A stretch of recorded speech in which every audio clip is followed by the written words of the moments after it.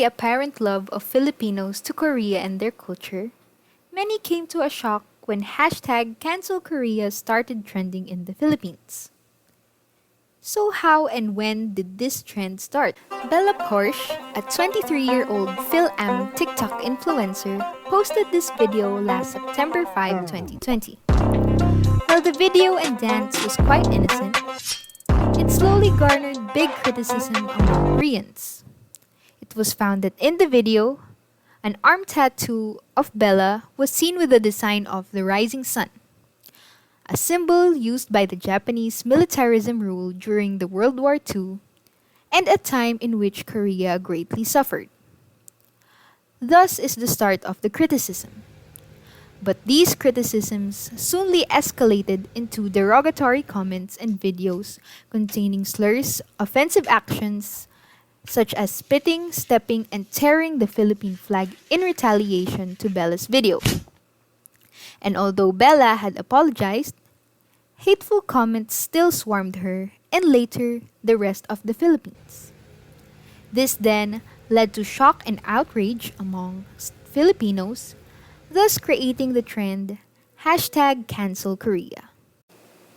As insults and offensive videos were being thrown at the Philippines, many Filipinos were naturally outraged. Although some stayed level-headed and respectful, in typical Noipi fashion, many Filipino citizens retaliated and posted racist, disparaging slurs and words against Koreans.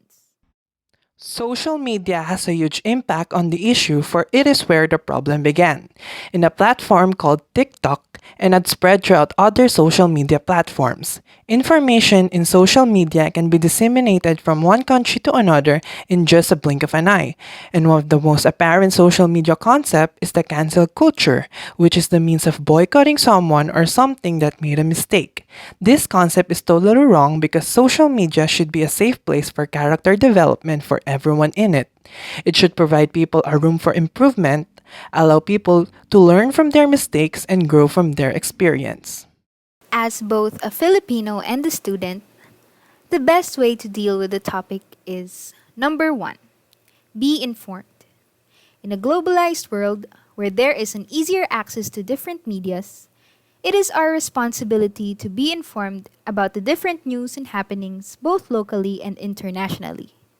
Know both sides of the issue before taking part in it to avoid less damage and misinformation. Number 2, be respectful and preserve peace in social media.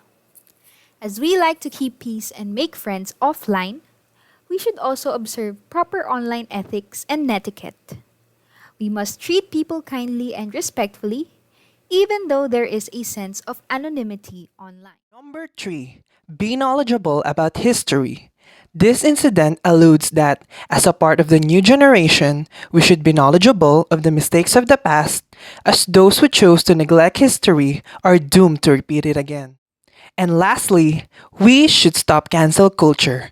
We should be more understanding in looking into these types of issues and start making social media an avenue to educate and encourage people to be better versions of themselves, rather than throwing hate and mocking them for doing something wrong.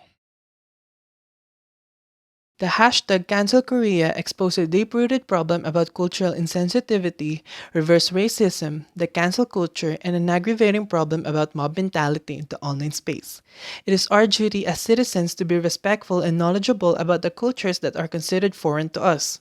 Before posting anything in social media, always remind ourselves to think before we click, as all our actions, even our mishaps, can easily be seen and recorded by everybody. And if all things go wrong in social media, whether you are the perpetrator or a witness, stay vigilant and not let emotions sway our decisions. Cancel culture is ingrained with the exploitation of our anger.